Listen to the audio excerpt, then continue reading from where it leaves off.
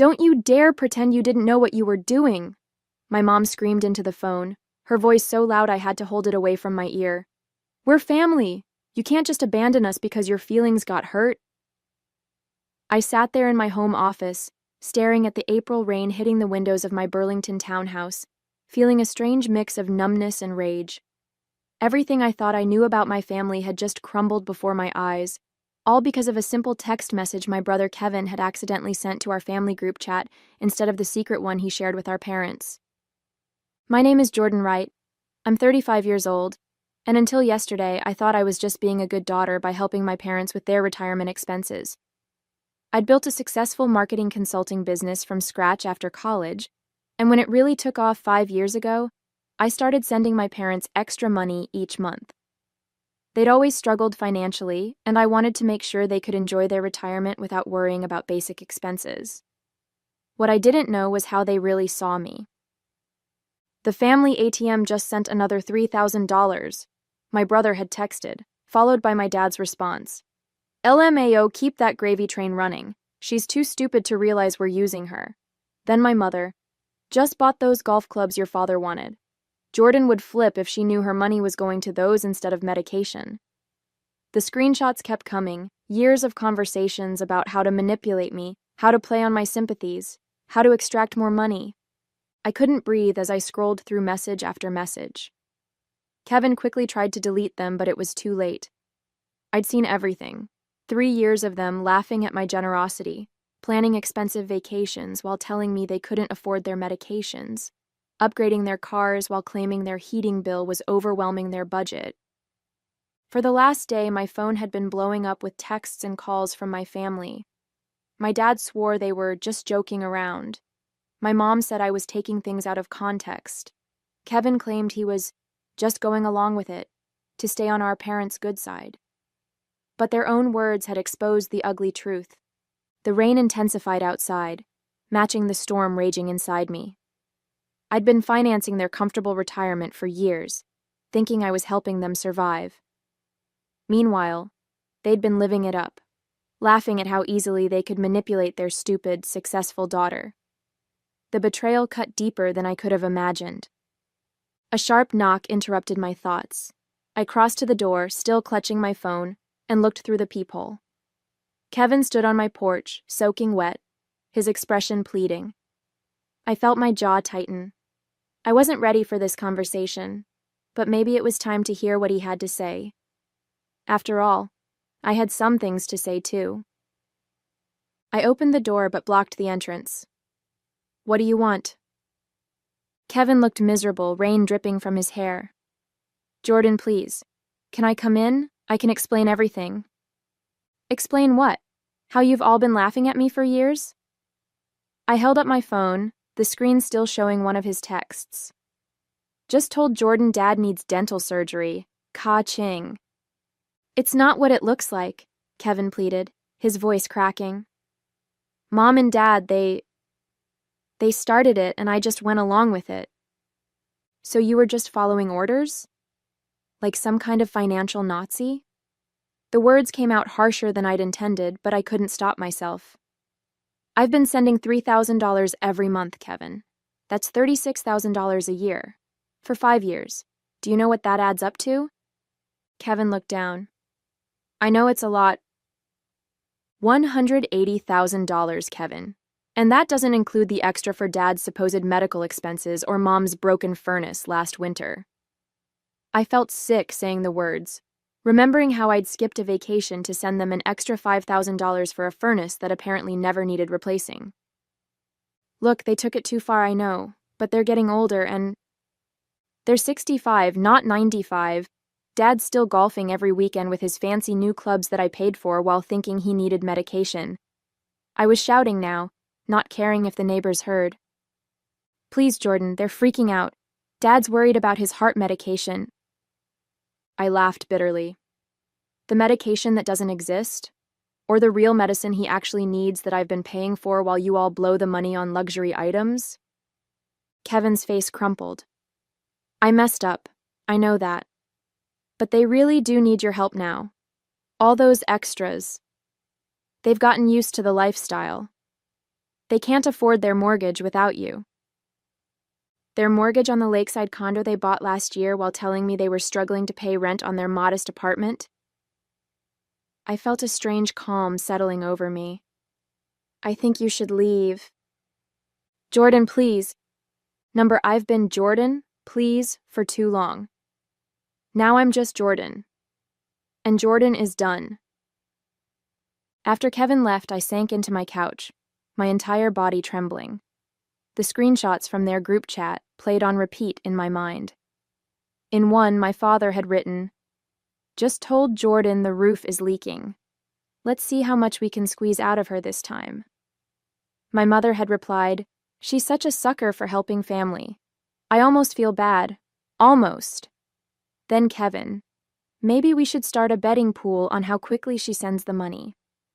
I'd been nothing but an ATM to them, a resource to be drained, a joke. I pulled out my laptop and logged into my banking portal.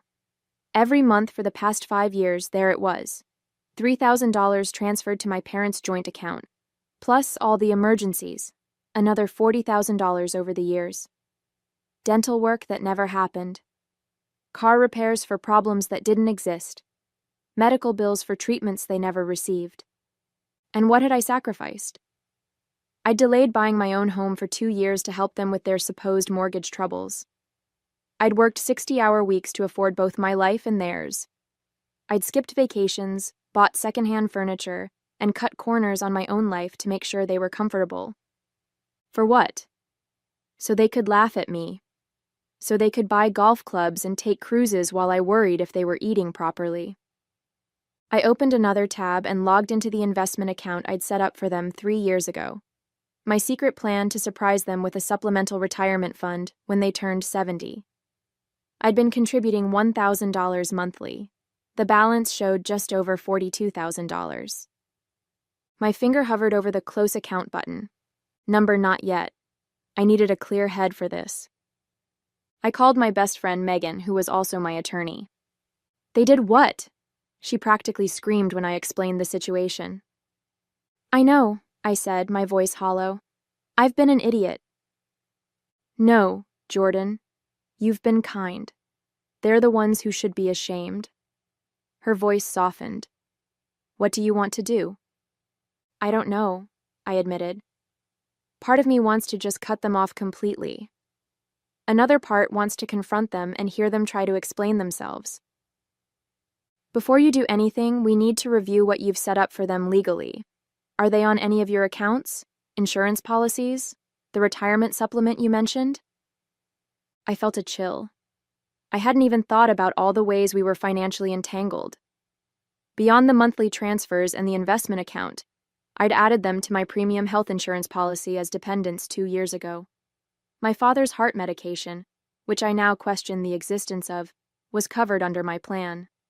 They were also beneficiaries on my life insurance policy. I need to untangle all of this, I realized aloud. "One step at a time," Megan counseled.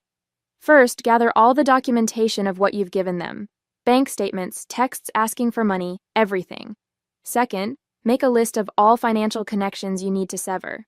Third, decide if you want to communicate with them about why you're doing this."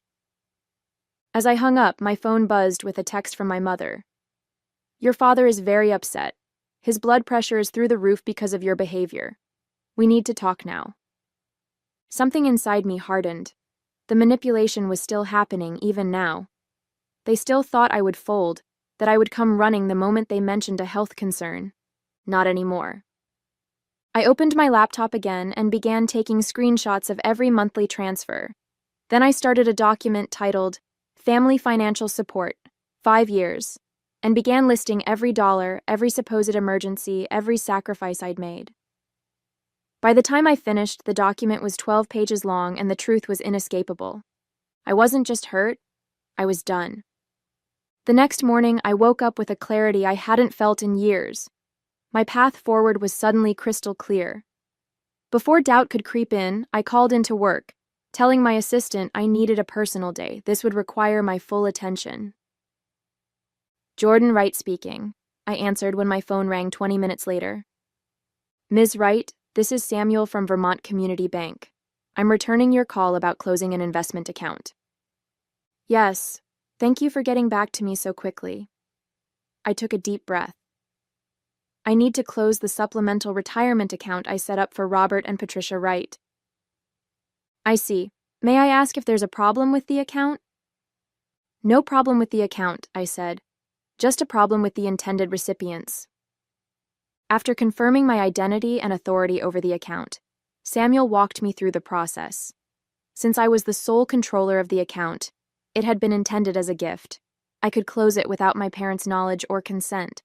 The $42,680 would be transferred back to my primary account within 3 business days. Is there anything else I can help you with today, Ms. Wright? Actually, yes. I'd like to cancel all recurring transfers to the joint account belonging to Robert and Patricia Wright. Those are currently set at $3,000 monthly, correct? Correct? My voice didn't waver. I'd like that stopped immediately. Step 1 complete. Next, I called my health insurance provider. This one was trickier. Mid-year changes to dependents required a qualifying life event, and discovering your parents have been scamming you wasn't on their list. But after explaining my situation to a sympathetic representative named Miguel, he found a solution.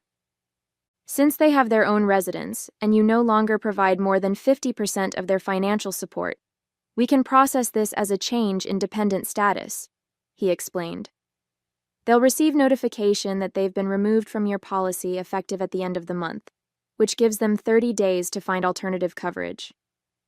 That's perfect, I said. Thank you for understanding. Family situations can be complicated, Miguel said kindly. Been there myself. Step 2 complete. The life insurance policy was the easiest change. A simple online form removed my parents as beneficiaries and replaced them with a local children's charity. By noon, I'd systematically dismantled every financial connection to my family except one, my brother Kevin's student loan, which I'd been paying for the past 3 years.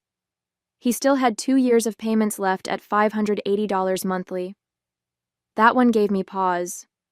Kevin had participated in the deception, but he'd also seemed genuinely remorseful.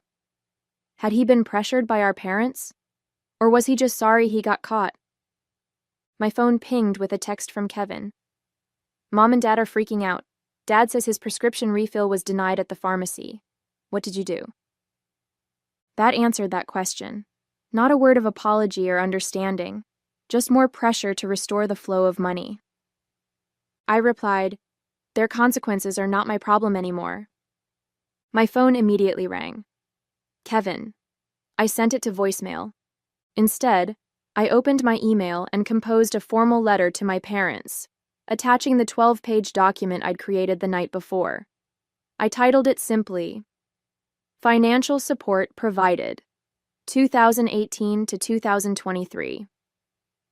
The email read, Robert and Patricia, attached is a comprehensive accounting of the financial support I have provided over the past 5 years, totaling $221,865. This includes monthly transfers, emergency funds, medical expenses, and the supplemental retirement account I established for you. As of today, all recurring transfers have been stopped. You have been removed as dependents from my health insurance policy effective May 31st, and the retirement account has been closed. Your duplicity has been documented with screenshots of your own messages, revealing how you have systematically manipulated and deceived me while mocking my generosity. Do not contact me again unless it is to repay what you have taken under false pretenses. Jordan Wright. I read it over twice, attached the document, and hit send. Step 3 complete.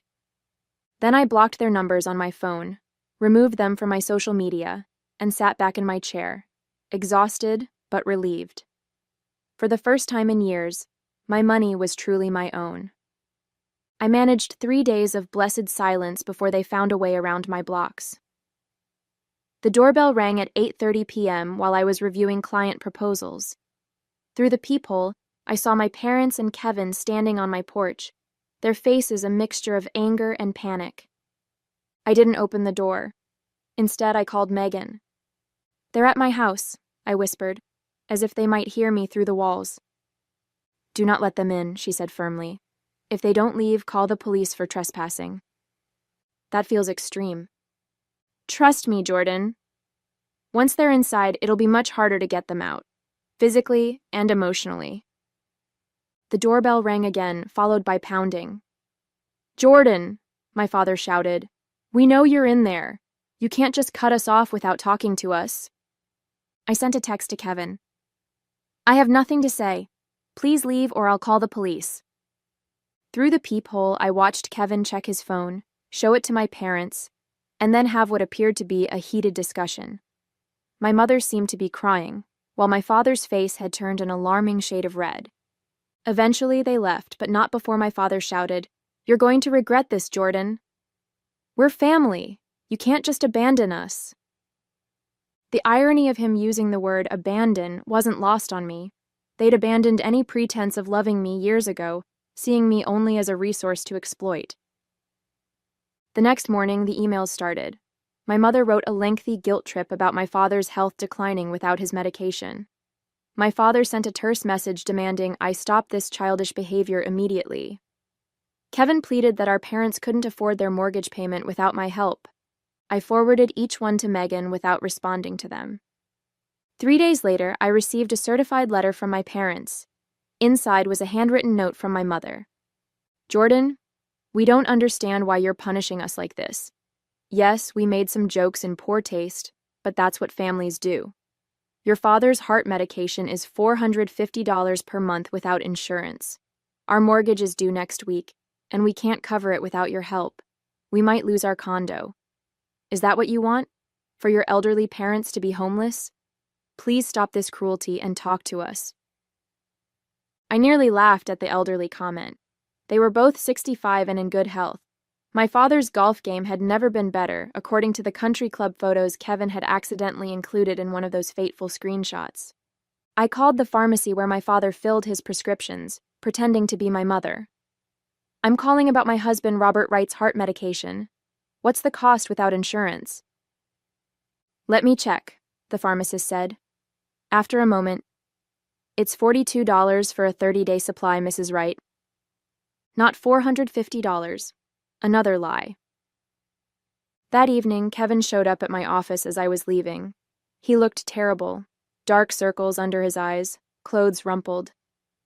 "Jordan, please," he said, stepping in front of me. "They're falling apart. Dad's talking about bankruptcy."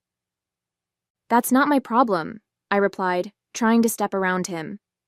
"How can you be so cold? They're our parents." "Are they? Because real parents don't exploit their children. Real parents don't laugh behind their kids' backs about how stupid and gullible they are. They made mistakes, but—" "No," I cut him off. "A mistake is forgetting a birthday. What they did was calculated and cruel. For years, Kevin. Years. The condo is going into foreclosure. They can't make the payments without you." I felt a momentary pang of guilt, but then remembered a screenshot. "Just convinced Jordan we're struggling with rent. Meanwhile, we're closing on the lake condo next week. Cheers." "They shouldn't have bought a place they couldn't afford," I said flatly. "What about Dad's medication? The prescription that costs $42, not $450? He can get a job at Walmart if he needs to cover that." Kevin's eyes widened. "How did you—" "I did my research. No more lies, Kevin." I walked past him to my car.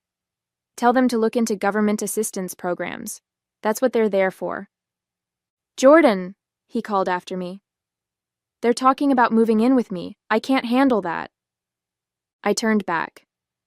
"That sounds like a you problem, Kevin. Welcome to consequences." 2 weeks after cutting my family off, I was sitting in a therapy session I'd finally scheduled for myself. Dr. Bennett, a woman in her 50s with kind eyes and a no-nonsense demeanor, listened as I recounted the whole sordid story. "Every day I swing between feeling strong and feeling horrible," I admitted. "Like yesterday, I found out from a mutual friend that my parents had to cancel their country club membership. I actually felt guilty about it for hours." "That's normal, doctor," Bennett said. "You're grieving the family you thought you had. That includes grieving the role you played as their supporter." But they didn't deserve my support. They were using me. Both things can be true at once. They didn't deserve your support, and you can still feel loss about no longer providing it. I pondered that while Dr. Bennett continued. The role of family provider clearly became part of your identity. Now you're redefining who you are without that role. I hadn't thought about it that way, but she was right. For 5 years, I'd tied my self-worth to being the successful daughter who could support her parents. Who was I now? As I was leaving my session, I received an unexpected call from my Uncle Pete, my father's brother who lived across the country in Oregon. We weren't close, but I answered out of curiosity. Jordan? It's your Uncle Pete. I just got a strange call from your father asking if he and your mother could come live with us for a while. He said you'd cut them off financially and they were about to lose their home. Is that true? I sighed. It's complicated, Uncle Pete. I figured. Your dad has always had a talent for selective storytelling. His tone was dry. Want to tell me your side? So I did, explaining everything from the screenshots to the lies about medical expenses. When I finished, there was a long silence. I'm not surprised, he finally said. Your father tried to pull similar stunts with me years ago. It's why we're not close. I refused to fund his lifestyle. You knew? I felt a wave of betrayal all over again. Why didn't you warn me? Would you have believed me? They had you convinced they were struggling and you were their hero. Sometimes people have to discover the truth themselves. He was right. I wouldn't have believed him. For what it's worth, he added, I told your father I wouldn't take them in. I suggested they downsize and live within their means. He hung up on me. After we disconnected, I felt strangely validated. I wasn't crazy for cutting them off. I wasn't a horrible daughter. I was just the latest target of their manipulation, and I'd finally wised up. That evening, I received a text from Kevin from a new number. Mom and Dad are moving into my spare room next week. They're selling the condo. Dad's furious about it. I can't believe this is happening. I didn't respond. 3 days later, another text. The condo is on the market. Dad's car got repossessed yesterday. This is getting really bad. I almost texted back, almost asked if they needed help with moving expenses. But then I remembered a particular screenshot where Kevin had written, Jordan just asked if Dad was doing okay after his doctor's appointment, for the heart issue that doesn't exist. Ha ha ha ha ha ha. They'd made their choices. Now they were living with the consequences. Week 3 brought an email from a name I didn't recognize. The subject line, Message from your parents. Apparently, they'd enlisted a family friend to reach out since I'd blocked them everywhere. The message detailed how they'd been forced to sell most of their furniture, how my father's health was deteriorating from the stress, and how they'd had to apply for food stamps, something my proud father considered humiliating.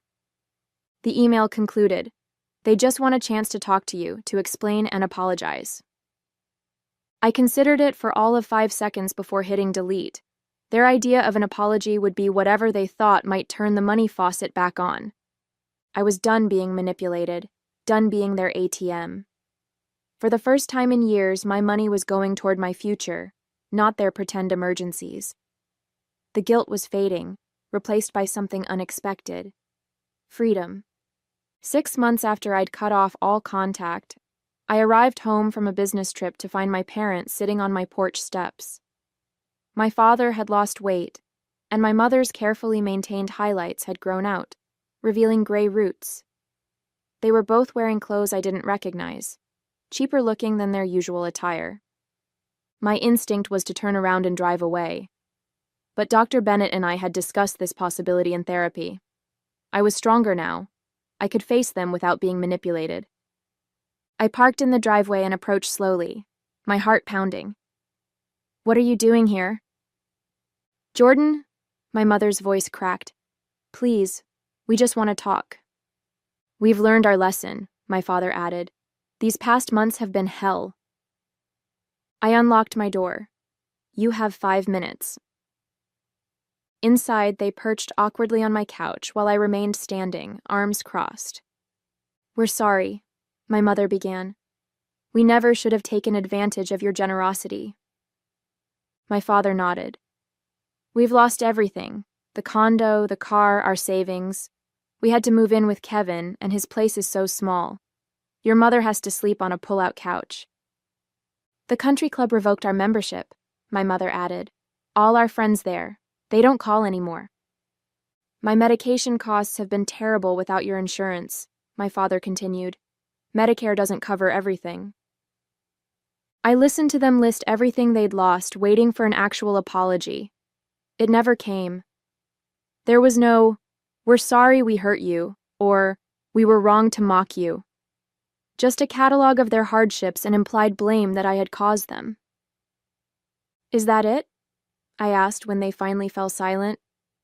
We want to make things right, my mother said. We've really suffered, Jordan. We've learned our lesson. What lesson would that be? They exchanged glances. That we shouldn't have taken you for granted, my father finally said. Translation. They should have been more careful about getting caught. No, I said softly. You haven't learned anything. What do you mean? My mother asked, her voice rising slightly. We came all this way to apologize. No, you came all this way to tell me how much you've suffered without my money. Not once have you acknowledged how your betrayal made me feel. We said we're sorry, my father protested. For getting caught, maybe. Not for what you did. I took a deep breath. In the past 6 months, I've thought a lot about what a healthy family looks like. It's not this. It's not treating your child like an ATM and mocking her behind her back. My mother's face hardened. So you're just going to keep punishing us? Over a few jokes? This isn't punishment. This is me protecting myself from people who've shown they don't have my best interests at heart. We're your parents, my father said, as if that explained everything. And I was your daughter, not your personal bank. I moved toward the door, opening it. I wish you well, I really do. I hope you find a way to live comfortably within your means, but I can't be part of your lives anymore. You can't mean that, my mother whispered, tears forming. We need you. That's the problem. You don't need me. You need what I can provide. There's a difference. My father stood, anger replacing his earlier contrition. So that's it? After everything we've done for you? What exactly have you done for me, Dad? Besides take and take and take? He had no answer. As they walked out the door, my mother turned back. You'll regret this, Jordan. Family is all you have in the end. I shook my head. No, Mom. Family is supposed to be the people who love you unconditionally. I've built that family with my friends. What you offered was just a transaction. I closed the door and leaned against it, listening to their footsteps retreat down the path. I expected to feel guilt or grief. Instead, I felt an overwhelming sense of peace. The ATM was permanently closed, and for the first time in my adult life, I was truly free.